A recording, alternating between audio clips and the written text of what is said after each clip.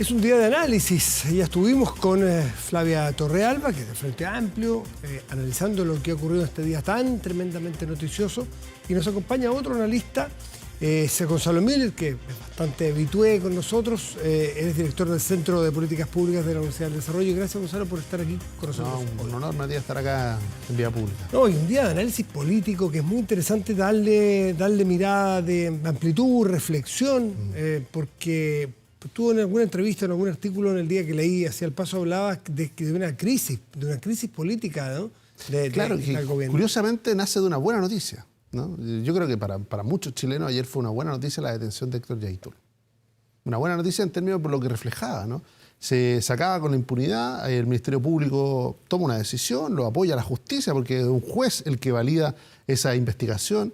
Además, como hemos sabido ya con los detalles de los propios fiscales, ¿no? Tanto el fiscal Garrido como el fiscal regional Paredes, es una investigación larga, seria, que aprende además durante 2 años, aprende de errores anteriores y logra que le den el pase para lograr la detención de Héctor Yaitul. Buena noticia que se celebró ayer, pero que tuvo un efecto boomerang, ¿no? De desatar una crisis política producto de que en algún minuto este gobierno tuvo un acercamiento, en mi opinión equivocado, pero trató de realizar un acercamiento a movimientos como la CAM y especialmente a la figura de Héctor Yaitul.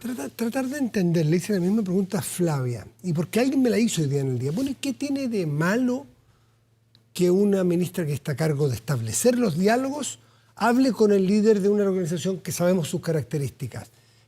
¿Acaso no es, lo hago la pregunta no necesariamente que es lo que yo crea, pero ¿acaso no es su labor? Porque el PPD dijo en la tarde, bueno, estaba haciendo el trabajo que le encargó el gobierno. ¿Dónde está el cortocircuito que termina sacándola del gabinete? Si es que ella estaba siguiendo un mandato presidencial o estaba coordinada con el equipo político de La Moneda, no se entiende su salida, ¿no? Pero si se produce la salida, parece que ella fue bastante más allá de lo prudente o incluso termina implicando al gobierno de una manera en una causa judicial de máxima gravedad, en la que además ayer el gobierno dio la sensación de la que quería hacerse parte, ¿no? Como un éxito. Mostró satisfacción. Claro, mostró satisfacción. El tono que usa la ministra del Interior en su intervención, un par de horas después de conocido el hecho, es como casi como algo que había logrado, en parte también una decisión del gobierno, ¿no? Hay que reconocer una cosa, el tono con el que se venía refiriendo a Héctor Yaitul el gobierno en los últimos días era muy distinto al cual se había referido al inicio de su gobierno o durante los meses de abril y mayo. ¿Por qué nombro mayo? Porque es en mayo cuando se produce esta llamada. El 11 de mayo. Entonces, el mismo muchas día. veces más día, la política es timing, ¿no? La política es tiempo-distancia. Y claro, quizá la ministra Janet Vega quedó atrapada en que empezó una conversación con una persona que estaba implicada, que se había transformado en un adversario primero político del gobierno, y finalmente con sus declaraciones se había transformado en algo más que un adversario político. Claro, en un finalmente era alguien que estaba amenazador, declarándole la guerra al Estado de Chile y que estaba reivindicando acciones de violencia y acciones de terrorismo en la macrozona sur, de manera, incluso ya en las últimas declaraciones, en un verdadero toreo, ¿no es cierto?, al gobierno, él confiesa su participación en el robo de madera abiertamente. Entonces yo creo que eso y una larga y seria y profesional investigación del Ministerio Público es lo que termina provocando la detención de Héctor Yaitul, que sorprende al gobierno, pero también lo sorprende en este giro, ¿no? Lo sorprende en este giro de considerarlo un líder social en marzo a considerarlo ya un delincuente, alguien que la justicia tenía que hacerse cargo de su situación. Y además una persona a la cual no solo se le imputan hoy día delitos más comunes, si se quiere, como hurto, sino que ya delitos de carácter de seguridad del Estado. Entonces ya una gravedad que solamente, entiendo, puede invocarlo el gobierno, el Poder Ejecutivo. O sea, eso no cualquier persona puede querellarse por ley de seguridad del Estado contra otro, es el gobierno. Bueno, ahora, para tratar de entender las lógicas políticas, entonces a tu juicio podría ser que Janet Vega, el error que habría cometido, si es que lo hizo ella sola, vamos a suponer que lo hizo en el momento en que Yaitul estaba disparando muy fuerte contra el gobierno, o sea, el timing, o a lo mejor el problema es que se supo y hay cosas que cuando se sabe alguien tiene que pagar los platos rotos. Bueno, tiene un poco de las dos componentes, ¿ah? Le tocó a ella asumir los riesgos y a ella quedar en descampado una vez que se sabe, ¿no? En el peor momento posible, porque ya con Héctor Yaitul transformado para la opinión pública en una persona que estaba siendo procesada por la justicia por graves crímenes, no solamente contra la propiedad, como el robo de madera y otros, sino también crímenes contra la autoridad y un desafío abierto contra el Estado y la seguridad interior del Estado. Es en ese cambio que se sabe, ¿no?, de estas conversaciones delegadas, ¿no?, y de nuevo, se sabe de esas conversaciones, pero lo que quedan son más preguntas todavía, ¿no? Todavía no hemos escuchado a la propia ministra referirse al contenido de esas conversaciones.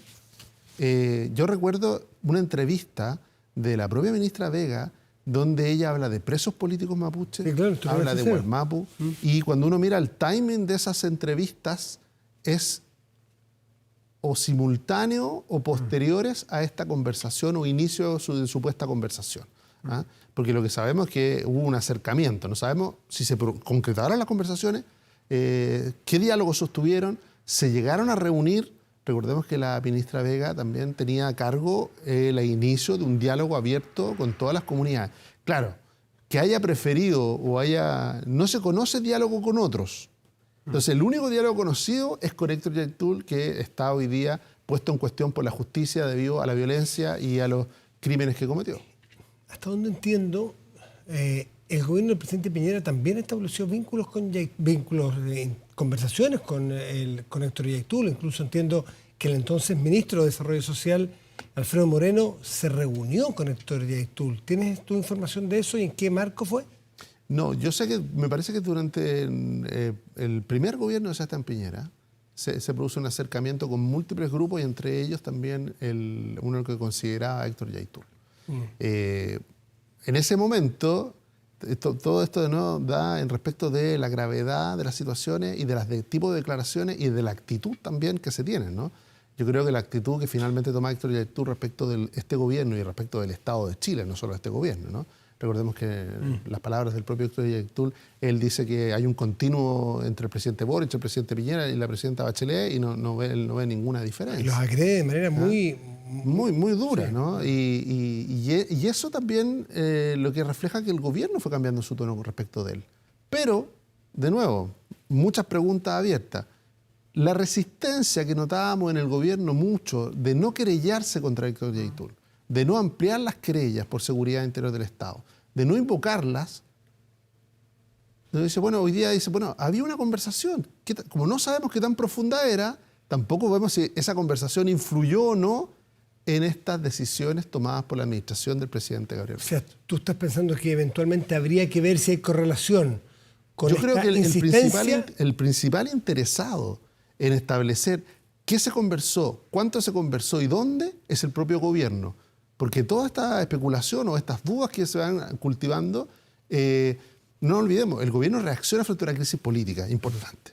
Lo hace con la renuncia de una ministra, lo que es muy dolorosa, no solamente por lo que significa como equipo, por el mandato que estaba cumpliendo, sino también porque estamos, recordémoslo, a 10 días del plebiscito constitucional. Entonces, que no quería que esto tuviera impacto en eso. Si esa lógica es esa, tratar de minimizar los costos, bajar el impacto que esto pudiera tener en el resultado del plebiscito, yo creo que el principal interesado en transparentar todo rápidamente es el propio gobierno. Eso te iba a preguntar. ¿Cómo lo ves tú de cara?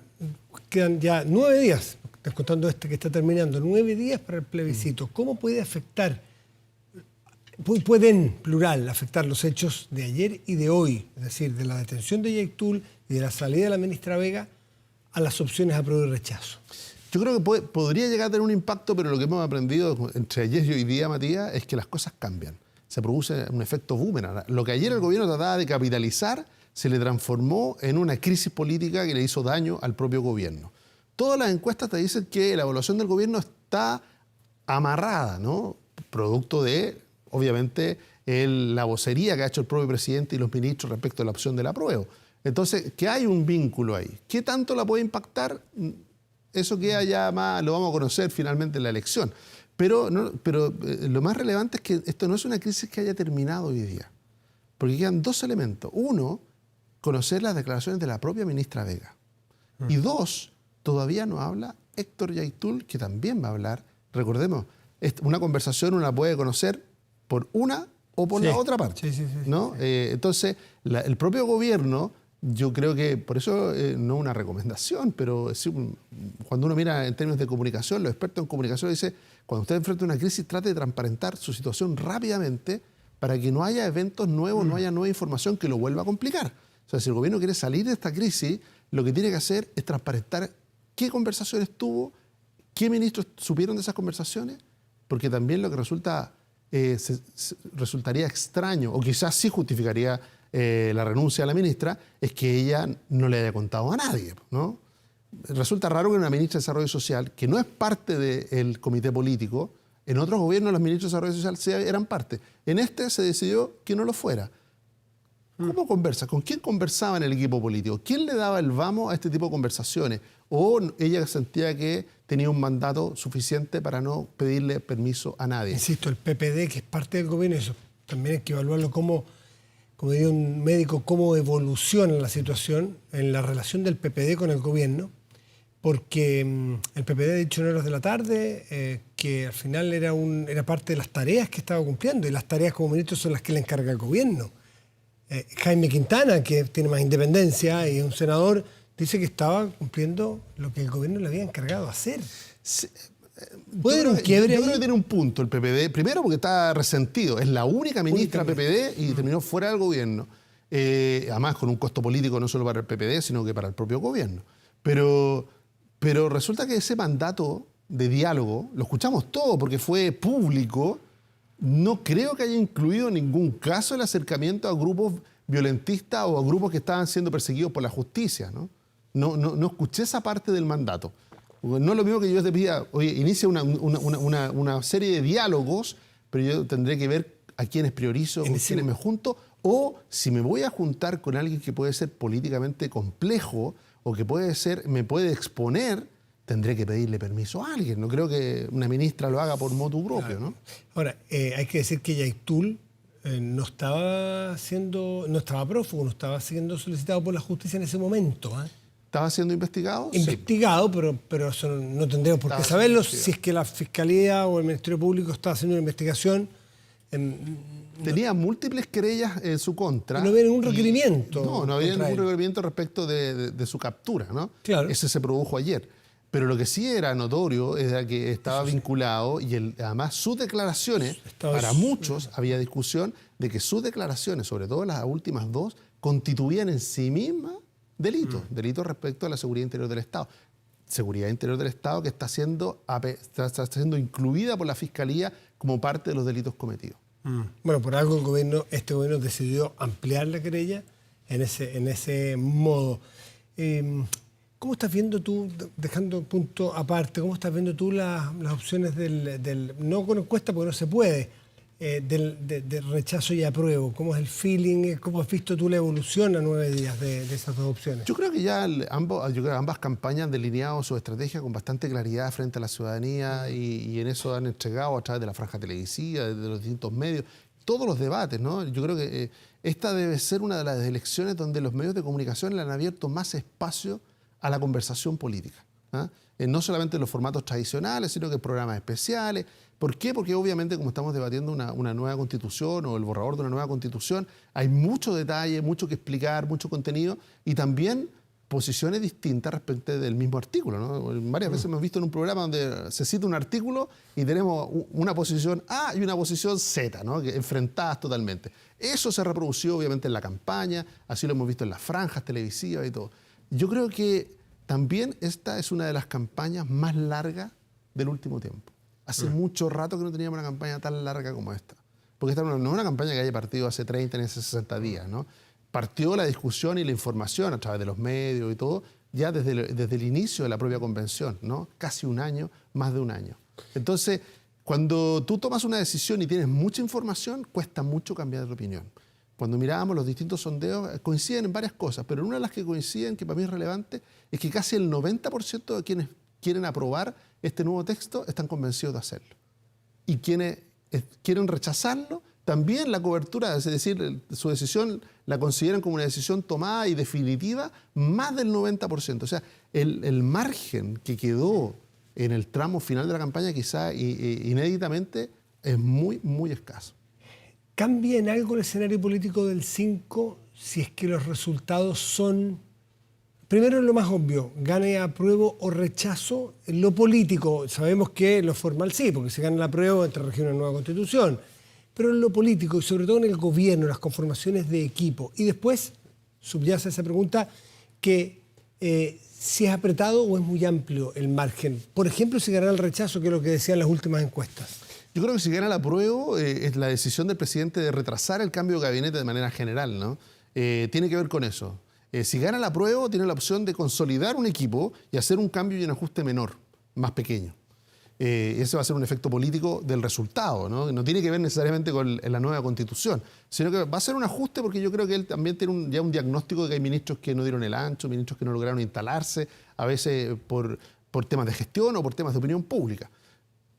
Pero si gana el rechazo, yo creo que la manera en que se involucró el gobierno va a requerir de un cambio de gabinete distinto, donde lo más probable es que se vaya la mitad del comité político y se vaya una gran cantidad de ministros sectoriales también. Ya sea porque van a tener que entrar nuevas fuerzas a darle gobernabilidad y sostén al gobierno, o porque también se va a requerir un reequilibrio, ¿no?, en estas dos almas o en estas dos coaliciones. No es casualidad que la persona que más se nombra como posible ministra del Interior en un eventual cambio de gabinete es Carolina Toá, que es una fiel representante de lo que fue la concertación, ¿no? De hecho, es una ministra vinculada al PPD, yo entiendo que todavía es militante de ese partido. Y que ella entraría a Interior, es decir, entraría como jefa política del gobierno, sería un cambio muy sustantivo. Hace un tiempo atrás dije, era como el gabinete de los amigos, le daría paso a un gabinete ya más político propiamente tal, con un equilibrio distinto. Entonces, el efecto político de un triunfo del apruebo o de un triunfo del rechazo también es muy, muy distinto. El nivel de gobernabilidad que toma el gobierno producto de una victoria al apruebo, obviamente que es muchísimo mayor, va a tener mayor capacidad de reforma, mayor capacidad de impulsar, porque lo hace como todo equipo que gana, ¿no?, que sale hacia adelante. Pero si tiene una derrota, yo creo que esa derrota va a afectar también su gobernabilidad y va a requerir de una lógica muy distinta a la cual se instaló en los primeros 6 meses. Y de tu propia coalición, en el evento de que gane el rechazo, esa noche va a haber también espacios para quién es el padre de la criatura, si es que gana el rechazo. Y ahí hay líderes que han estado disciplinadamente en silencio, algunos que tienen aspiraciones más de futuro, otros que probablemente ya no. ¿Cómo es esa noche, si es que gana el rechazo, a la oposición o a la derecha? Mira, muchas veces más importante que entender por qué se pierde es entender por qué se gana. Es mucho más difícil entender por qué se gana, porque requiere de una humildad tremenda. Primero, hay mucha gente que si es que llega a ganar el rechazo va a estar de acuerdo en que este texto no era el texto que querían para Chile. Hasta ahí.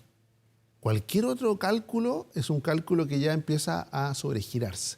En lo único que están de acuerdo, va a estar de acuerdo, creo yo, esa mayoría que muestran las encuestas o que han ido mostrando o que se puede consolidar el 4 de septiembre, es que no quieren este texto. Pero también tiene un efecto político. Se forma una mayoría al frente del gobierno, distinta al gobierno.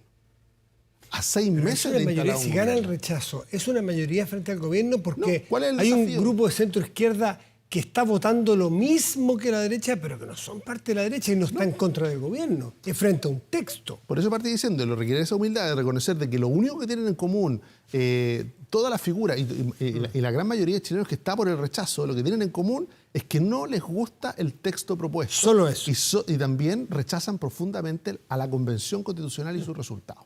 Son esos dos elementos. Pero hacia el futuro, obviamente, se da una coyuntura, se da una oportunidad. Se formó una mayoría aquí y decirle, bueno, ¿existe posibilidad de proyectar esa mayoría hacia otros desafíos? Como por ejemplo, la gran mayoría de los partidos políticos ya han dicho que están por un nuevo proceso. En el caso que gana el rechazo, iniciar un nuevo proceso. ¿Esta mayoría del rechazo es capaz de consolidarse en un fenómeno que vaya y permita tener una nueva constitución? Si logra ese desafío, que es tremendo hoy día, ¿no? Porque vendríamos saliendo de un fracaso y logramos ese desafío de tener una nueva constitución a propósito de un nuevo y exitoso proceso constituyente, obviamente que se empieza a consolidar. Las amistades políticas se forman en el hacer. Y en la medida que tenemos a personas que piensan muy distinto, que tienen pasado muy distinto, pero que empiezan a forjar un destino hacia adelante común. La concertación fue eso. Pues. Está abierto eso. La concertación partió en los 80, los albores, y nada. Con personas que habían estado muy enfrentados. Menos de 10 años antes habían estado en las veredas opuestas en el golpe de Estado y justamente el ser oposición a una dictadura hizo que tuvieran una sociedad de muy largo aliento y de muy exitosa como la concertación. socialistas y demócratas cristianos, por ejemplo. Así es, pero todo eso es especulación hasta el Sí, 4 de septiembre, claro. en que sepamos de verdad quién va a ganar y como dices tú muy bien, la distancia de los resultados también marca cómo se sientan a la mesa al otro día gobierno, oposición y esta nueva mayoría si es que gana el rechazo. Gonzalo Miller, como siempre, un gusto tenerte aquí. No, Que vaya muy gracias a bien. ti. Pausa y volvemos, espérenos.